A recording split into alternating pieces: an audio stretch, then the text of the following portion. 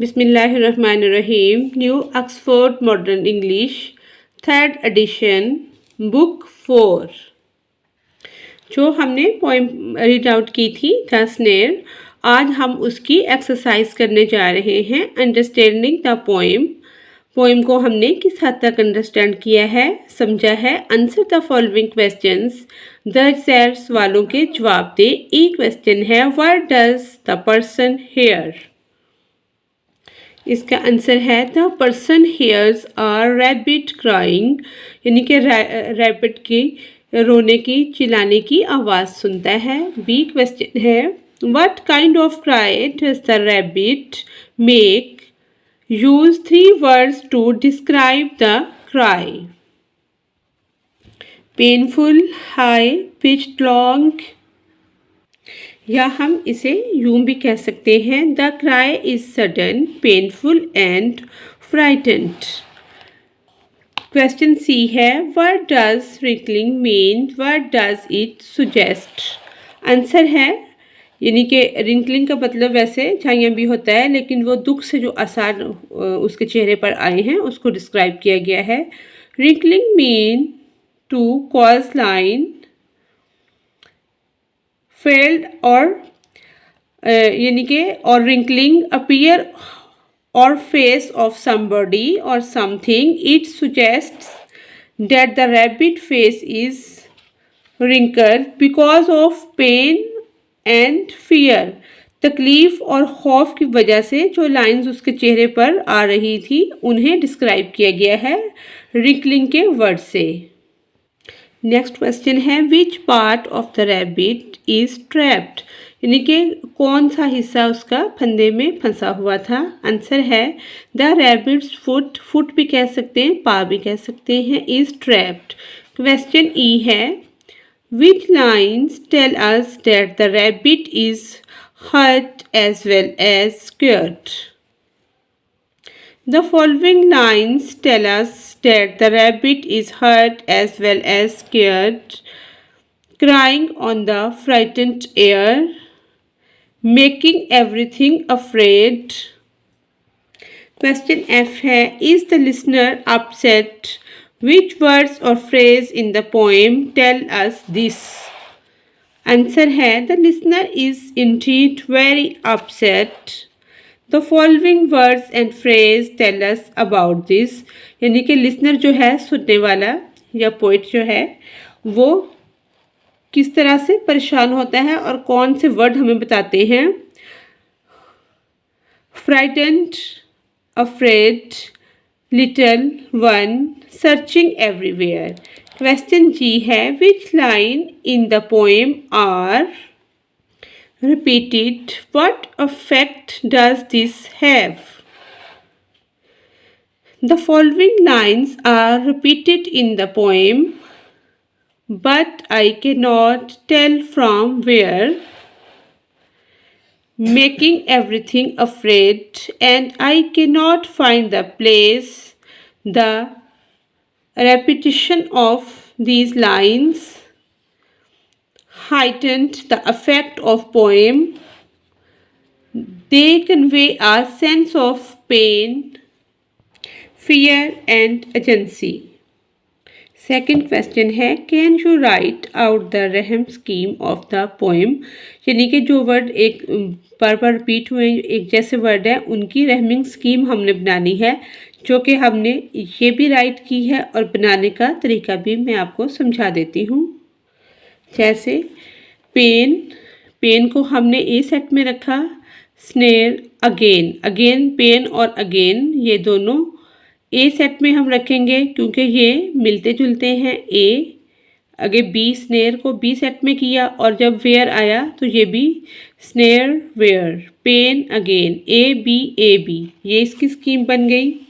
जैसे वेयर ये बी का है, जैसे हमने इस वाले बी सेट में इसको रखा था, बी का ये आ गया वेयर। एट, एट एक नया वर्ड है, इसको हमने सी सेट में रख दिया। एयर फिर हमारा यानी कि वेयर से मिलता जुलता है, ये बी में आ गया। आगे एट, अफ्रेड, ये सी में चला गया।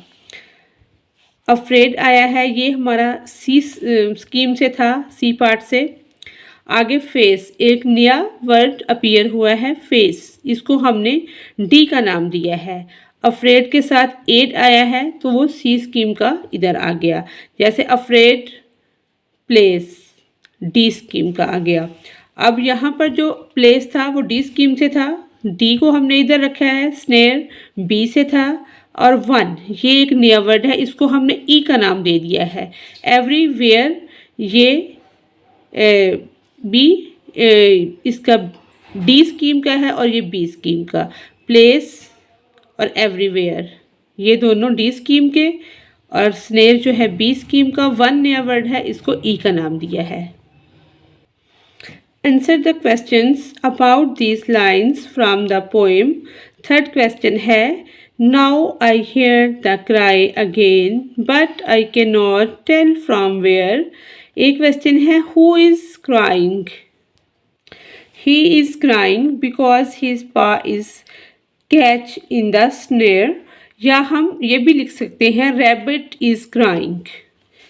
नेक्स्ट क्वेश्चन बी है, what is the crying out for.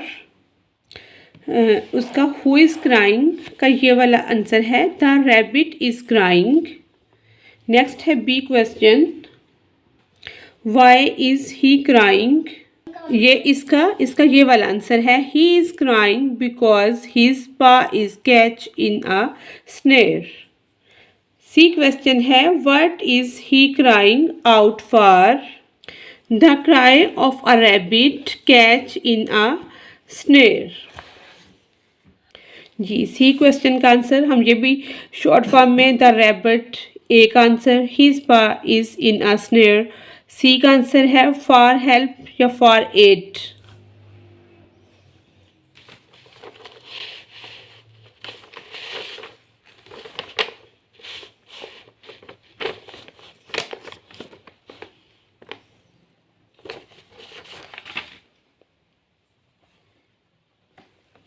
D answer है, the listener can hear the cry of pain but can not tell from where it is coming. The listener searches and gets more and more agitated and concerned. Be point है, working with words, लफ्ज़ों के साथ काम करना। Right the singular form of the following word, ये plural दिए हुए हैं, इनके हमने सिंगुलर लिखने हैं। Worries worry, lorries lorry, cherries cherry, ladies lady, lilies lily. Second question है, see if you can find the nouns which has to make these adjectives. Healthy health, strong strength, great greatness, beautiful beauty beauty, weighty wait. Learning about language, C point है, ज़ुबान के मुतल्लिक सीखना। Transitive and intransitive verb, सबसे पहले हम इसकी definition देख लेते हैं। ट्रांसटिव किसे कहते हैं? A verb is transitive when the action of a verb, यानी कि वर्ब का जो एक्शन होता है, passes from the subject to the direct object. और इंट्रांसटिव में, intransitive verb don't need an object, यानी कि इसमें ऑब्जेक्ट की ज़रूरत नहीं होती। To make sense they have meaning to their own, यानी कि ऑब्जेक्ट के बगैर भी सेंटेंस की जो सेंस है वो समझ में आ जाती है। ये कुछ एग्जांपल्स भी दी गई हैं। Look at this sentence, the man feed the dog. The word feed is a verb. It is called transitive verb. A transitive verb has a direct object. The direct object in the sentence is the dog. Now look at this sentence. The boys played. The word played is a verb.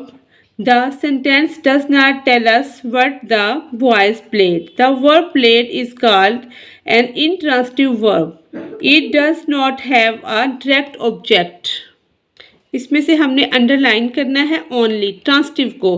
Played और swim ये transitive हैं, और ये जो है Brock ये है intransitive verb, कि इसके बाद जो ऑब्जेक्ट नहीं आ रहा, इस वजह से ये इंट्रांसिटिव है और ये ट्रांसिटिव है। इसी तरह से broke the man, broke, broke क्या है? ट्रांसिटिव वर्ब है और स्टिक ऑब्जेक्ट है। आई एट, एट क्या है? Transitive verb. बनाना क्या है? ऑब्जेक्ट है। इसमें से हमने अंडरलाइन करना है ओनली इंट्रांसिटिव, यानी कि इंट्रांसिटिव के बाद ऑब्जेक्ट या डायरेक्ट ऑब्जेक्ट नहीं आ रहा। इसमें जस्ट आई एट क्विकली, ये इंट्रांसिटिव है। और नेक्स्ट है लिसनिंग एंड स्पीकिंग। इसमें सुनना और बोलना। समथिंग इनकमिंग, जैसे कोई भी चीज़ हमने करके दिखानी होती है। Work with a classmate, ask your classmate questions and let your classmate ask you questions, find out what you both have in common, यानी कि जो चीज़ आपकी सेम है आपने उसको फाइंड आउट करना है। Here are some examples you both may have, a sister called Nazish, the same favourite colour, a house on the same road, a father who works in a bank। आपने इस तरह की चीज़ें नहीं कहनी, यानी कि ये नोट दिया हुआ है। टू नोट से things such as we both have books, यानी कि सॉक्स, बुक्स या मुख्तलिफ चीज़ें जो कि सबके पास होती हैं, सेम चीज़ें। कुछ चीज़ें जो कॉमन होती हैं वो तो हम डिस्कस कर सकते हैं। We both have a shirt, don't invent things you have in common, write down all the things you have in common, tell others what you have in common and listen to what the other pairs have to say, यानी कि different pairs बना के teacher ये काम करवाएंगे। Next हमारा point है composition. Composition कहते हैं तहरीर को। What is the saddest site you have seen, यानी कि कभी आपने कोई गमगीन सीन या उदासी वाला सीन जो है वो देखा है। What is the saddest sound you have hear, या कभी गमगीन जो उदासी वाली आवाज़ होती है वो आपने कभी सुनी है। राइट अबाउट इट, उसके मुतल्लिक हम लिखेंगे। Composition. The saddest sight I have seen are the little children which are used by their so called parents for begging, यानी कि छोटे बच्चों को जो लोग मांगने के लिए कहते हैं। These childrens having no idea for their condition are mercilessly used for the benefit of their elders. Sometimes they are crippled to make them look more pitiful, यानी कि बाज़ टाइम इन्हें अपाहज बना दिया जाता है कि लोग इनको देखकर तरस खाएं और कुछ दें। When such a child weeps, it is the saddest sound in the world, made more sadder because they are totally unaware of the injustice being done to them। इसी के साथ ही हमारी आज की एक्सरसाइज कंप्लीट होती है। Thanks for watching us.